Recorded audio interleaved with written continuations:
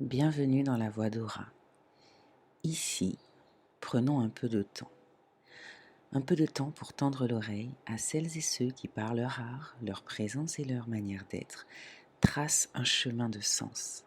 Ces voix qui nous rappellent que l'élégance et la justesse sont encore des repères et qu'elles peuvent, elles aussi, être les nôtres. Bonjour à tous, je suis ravie de vous retrouver pour ce nouvel épisode de La Voix d'Aura. Aujourd'hui, nous recevons à nouveau une personnalité du monde professionnel, personnalité exceptionnelle que j'ai invitée à nous rejoindre pour qu'elle partage avec nous son vécu, son parcours et sa vision de l'élégance professionnelle.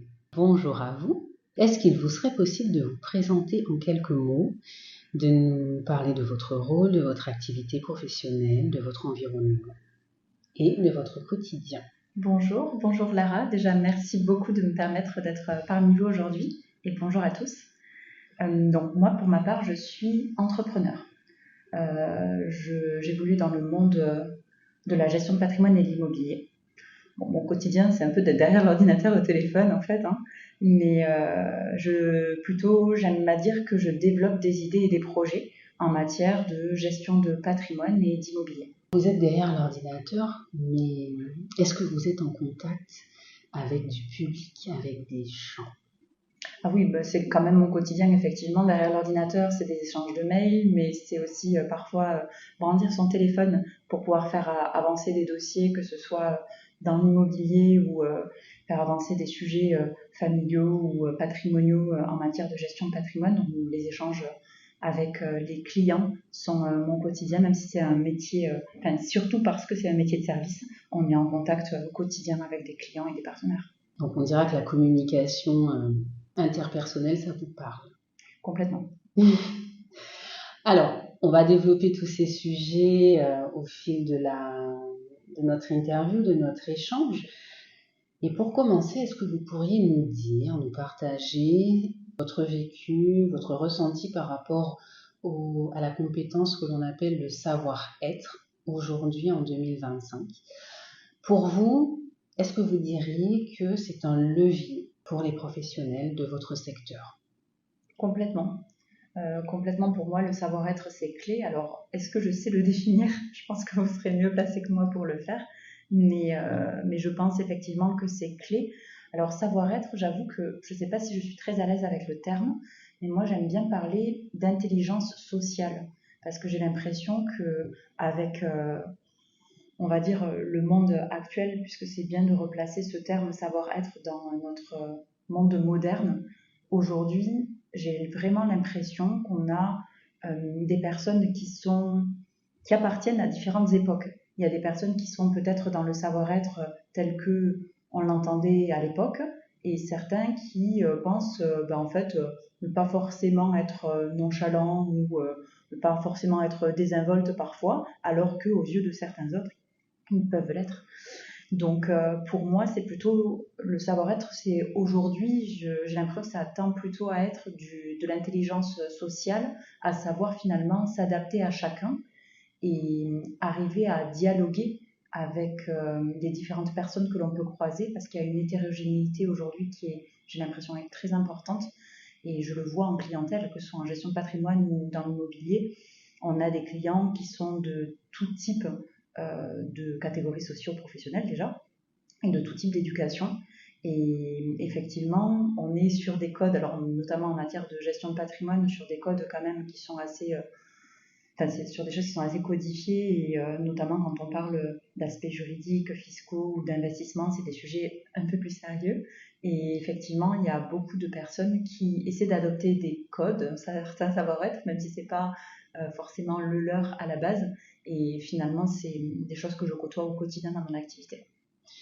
Alors si je devais résumer un petit peu ce que vous venez de nous partager, c'est que finalement le savoir-être, l'intelligence émotionnelle, la capacité de communication pour vous sont importantes, et ce que je visualiserais, ce serait comme des fils ou des ponts entre les différentes personnalités, les différentes histoires, les différentes éducations et cultures même peut-être, que vous pouvez côtoyer et qui finalement, quand on possède ou quand on essaye, comme vos clients, de mettre en place ces ponts ou ces liens et de faire connecter ces codes, c'est dans un objectif de compréhension, de contact à l'autre, vers un objectif, là pour le coup, dans un objectif de professionnel ou personnel, puisque le patrimonial, ça touche les deux finalement. Complètement. La semaine dernière, on était avec un notaire en visio et 13 indivisaires autour de la table pour sortir d'une situation d'indivision. Il y avait des personnes de tout âge. Je pense que les plus jeunes avaient une vingtaine d'années et les plus âgés en avaient plus de 90. Est-ce que je peux juste vous interrompre 2 minutes? Est-ce que vous pourriez nous expliquer, nous donner la définition d'indivisaire?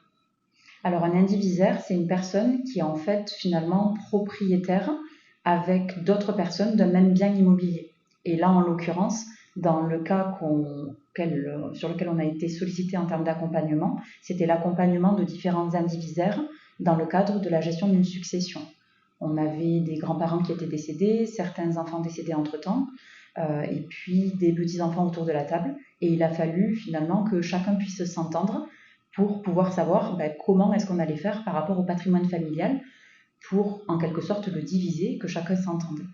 Et pour en revenir au savoir-être, en l'occurrence, autour de la table, on était donc 14, 13 indivisaires, plus moi en l'occurrence pour l'accompagnement. On avait des personnes de tout âge, de tout milieu social. Et donc là, il fallait arriver à prendre des décisions patrimoniales finalement très précises. Mais chacun voyait les choses, alors j'aime pas trop dire ça, mais à hauteur de là où il est lui dans sa vie, de combien il gagne, de ses enjeux. Et donc effectivement, il y avait quand même beaucoup de recul à prendre et arriver finalement à comprendre chaque personne pour formuler les attentes de chacun et arriver à trouver des compromis. Et ça finalement, que ce soit en famille, parce qu'entre indivisaires, ils ont dû faire preuve de bienséance, j'allais dire non, de savoir-être. Et effectivement, en tant que conseiller, c'est un vrai travail de gymnaste que de les accompagner pour le coup. Oui, ce dont vous nous parlez, ce que vous nous illustrez assez brillamment, je dois le dire, ce sont des soft skills ou les compétences comportementales qu'on dit douces, parce qu'en fait, vous nous parlez d'intelligence émotionnelle, savoir tenir compte des émotions et du vécu de l'autre et de l'expérience de l'autre, quel que soit son âge, quel que soit son milieu socio-économique, sa douleur aussi, face à ce deuil, face à cette famille qui potentiellement peut vivre des situations de conflit par rapport à l'argent, par rapport au pécunier. Le stress aussi de se retrouver face à des spécialistes de l'immobilier et du notariat, j'allais dire. Donc une certaine intelligence émotionnelle, une écoute active, de façon à pouvoir entendre ce qui est dit et ce qui n'est pas dit. Complètement. Et une capacité de communication assez fine finalement pour permettre de donner l'information utile et nécessaire à chacun, que tout soit vraiment clair et même si vous ne vous en rendez peut-être pas compte, mais effectivement, tout ça, c'est du savoir-être et cela fait partie de l'élégance comportementale professionnelle. Donc je vous rassure, en 2025, il semble que vous l'ayez. Alors, vous m'avez parlé d'un souvenir assez récent là. Est-ce que vous auriez une anecdote ou un autre souvenir personnel ou professionnel en rapport avec l'élégance comportementale qui aurait été déterminante ou particulièrement marquante dans votre vie, dans votre parcours? Alors, une chose qui me vient en tête quand j'entends cette question, c'est mon premier job étudiant. Ça pourrait paraître bizarre comme ça, mais en fait, quand j'étais étudiante, il fallait gagner 2-3 sous pour avoir de quoi pouvoir vivre un temps soit peu une vie normale en attendant de rentrer dans la vie active. Et il y avait une entreprise qui proposait d'embaucher sous forme de contrat très ponctuel pour soit des missions de flyering pour distribuer des prospectus, soit des missions d'accueil et d'hôtessariat. Et puis moi, je voyais à la sortie du métro effectivement des personnes distribuaient le direct matin à l'époque. Et du coup, je me disais, tiens, très bien, je vais faire ça avant d'aller en cours et ça me fera les petits sous. Donc j'avais candidaté, on m'avait proposé un entretien. Et puis finalement, moi je leur disais, voilà, je veux distribuer le direct matin, quoi. Et puis la nana, au bout de peut-être, je sais pas, même pas 2 minutes d'entretien, elle m'a dit, excusez-moi, il faut que je sorte, je reviens vous voir. Je me suis dit, mince, mon entretien se passe super mal en fait, et je m'en suis pas rendu compte. Elle est revenue avec une autre dame, et qui avait l'air d'être un peu sa supérieure, enfin, une personne en charge de quelque chose d'un petit peu plus important, je savais pas trop quoi. Et effectivement, la dame est venue et elle a dit voilà, j'aimerais vous poser des questions par rapport au poste de chef d'hôtessariat. Alors je savais pas du tout ce que c'était, donc j'ai commencé à lui dire que je ne savais pas ce que c'était, donc elle m'a expliqué le poste. Et en fait, la réalité c'est qu'ils m'ont embauché pour ça, alors que je venais pour distribuer le direct matin. Donc ça c'était une anecdote assez marrante. Quand je suis sortie de là, j'ai appelé ma mère tout de suite. Je dis mais maman, il vient de se passer ça et ça, je comprends pas. Elle m'a dit mais c'est génial, c'est une opportunité. Donc effectivement, c'était une opportunité de mes yeux de jeunesse. Je pense que j'ai pas tout à fait traduit ce qui s'était passé à ce moment-là. Mais la réalité des choses, c'est que si je relie ça un petit peu à la thématique qu'on aborde aujourd'hui, je pense que le savoir-être, l'élégance, que ce soit physique ou dans la manière de se comporter, de réagir, déjà juste d'arriver à l'entretien, de m'adresser à la personne, de m'asseoir et de me comporter, cette personne a certainement, même si j'aime pas ce terme, jugé que j'étais peut-être finalement une bonne candidate pour un autre poste. Et ça m'a valu du coup une belle surprise et j'ai fait de très bons job étudiants du coup en thésariat.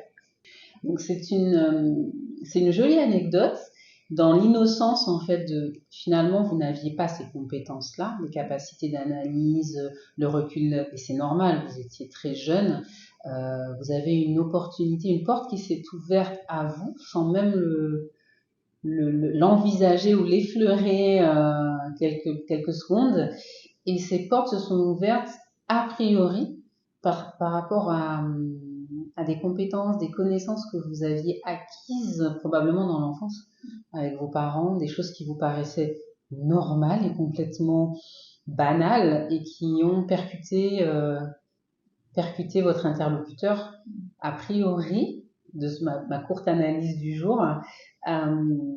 Les autres candidats ne devaient pas présenter verbalement, physiquement ou dans leur tenue vestimentaire comme vous.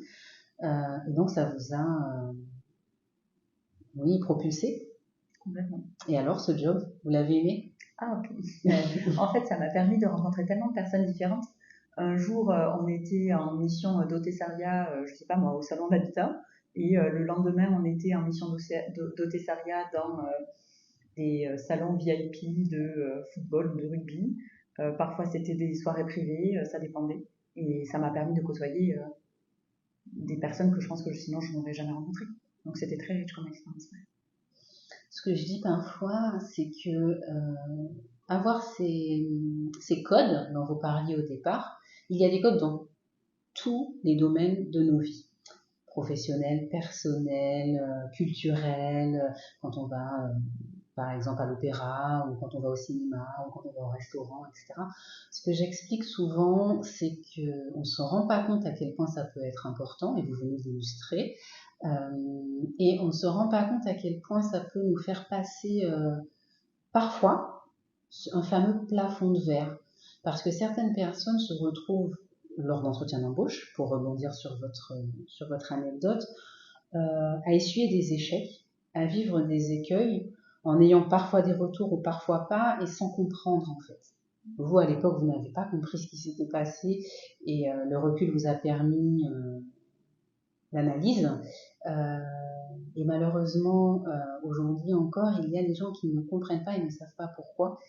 Et c'est important, je trouve, que vous nous ayez partagé ça, parce que le retour d'expérience peut nous permettre en fait d'avancer un peu sous forme de compagnonnage, de se dire ah oui d'accord, effectivement ça peut avoir de l'importance dans tel ou tel domaine, et là ça a été une opportunité pour vous inattendue, mais pour ceux qui visent vraiment le poste de leur rêve, savoir comment se comporter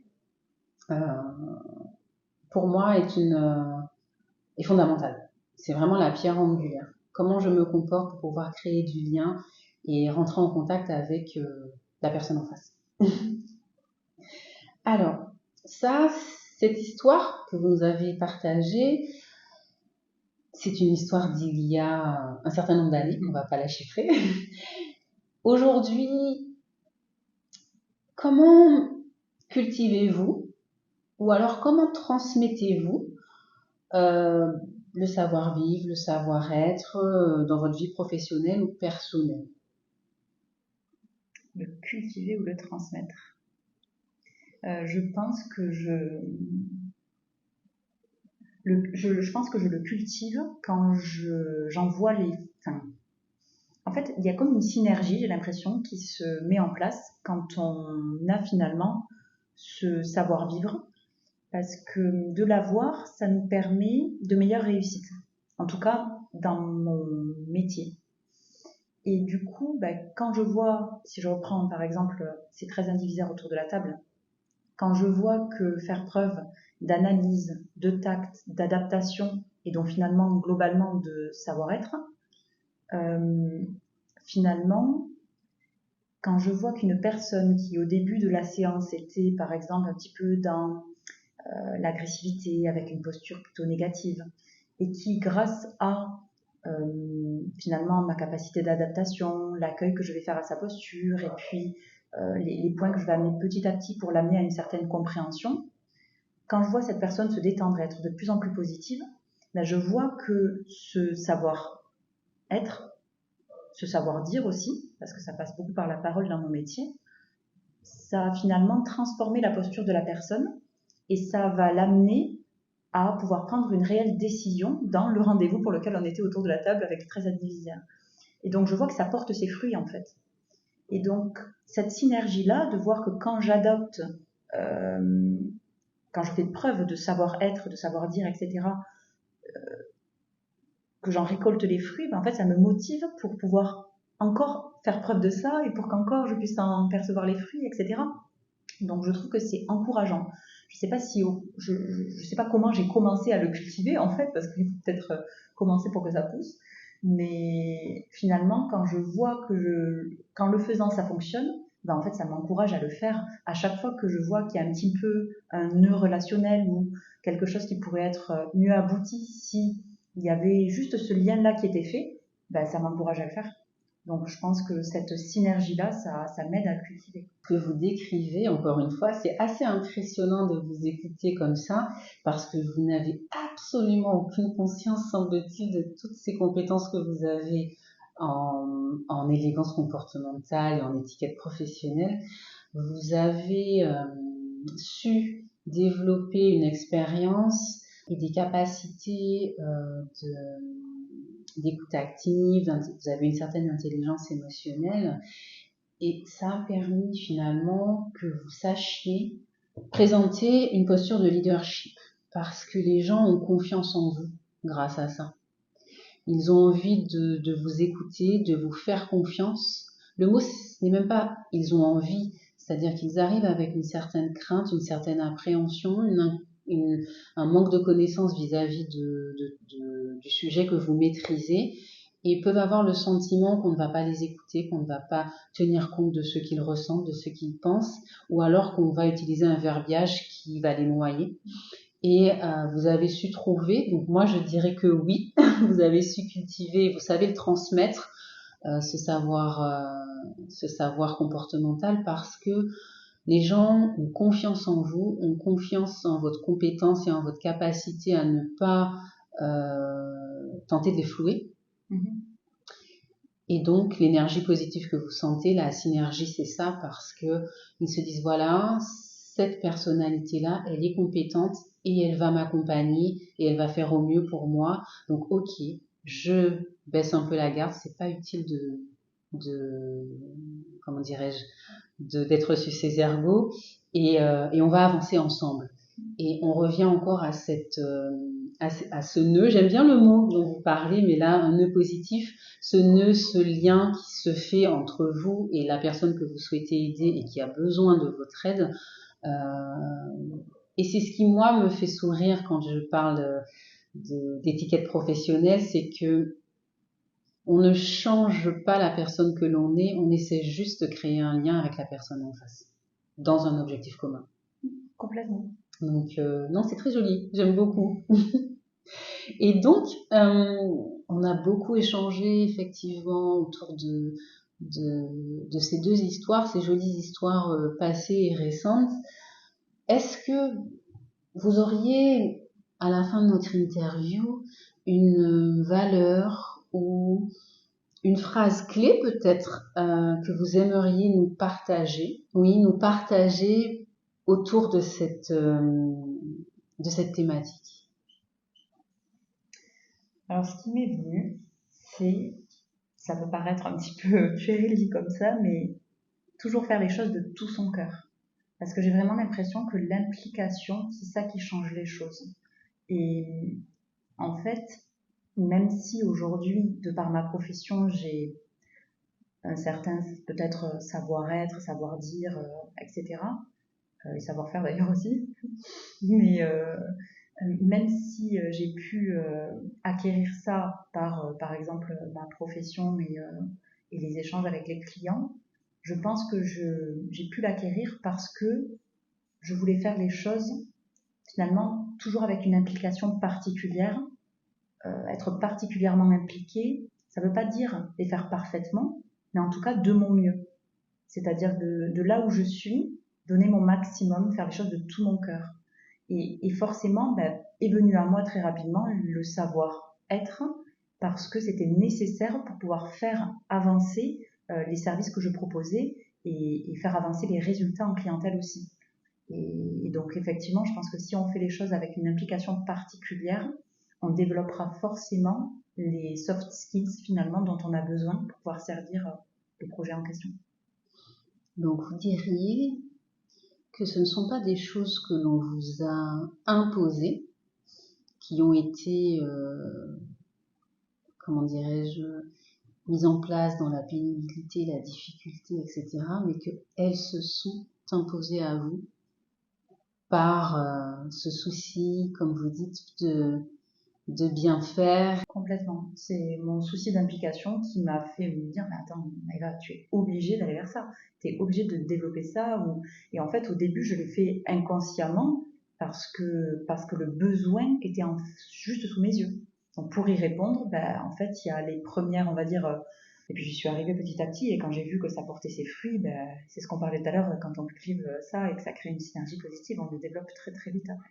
Donc une certaine analyse inconsciente, mais une analyse et une adaptation face à une situation potentiellement problématique que vous avez su, ou en tout cas que vous travaillez toujours, parce qu'on ne maîtrise pas tous ces sujets, et puis parfois on peut avoir des moments où ça ne se passe pas comme on voudrait, ça reste de l'humain, mais analyse, adaptation et solution.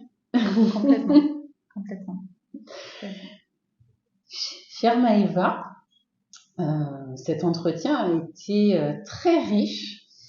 Encore une fois, vous pouvez voir, chers auditeurs, que quel que soit le domaine dans lequel nous intervenons et les participants, quel que soit leur domaine d'activité, ont à cœur de bien faire et de faire que les choses aient du sens pour eux, pour les autres, et ont à cœur d'avancer en société, d'avancer avec l'autre. Je dirais ça. Je cherche mes mots, mais je crois que le terme serait ça. Avoir cette élégance comportementale nous permet d'aller vers et de construire. Je vous propose de vous retrouver dans le prochain épisode d'Aura et j'espère que vous profiterez un maximum de cette intervention de Maëva Cortez. Merci beaucoup. Vous venez d'écouter La Voix d'Aura, que ces voix continuent d'éclairer et vous invitent peut-être à faire de votre quotidien un véritable art de vivre.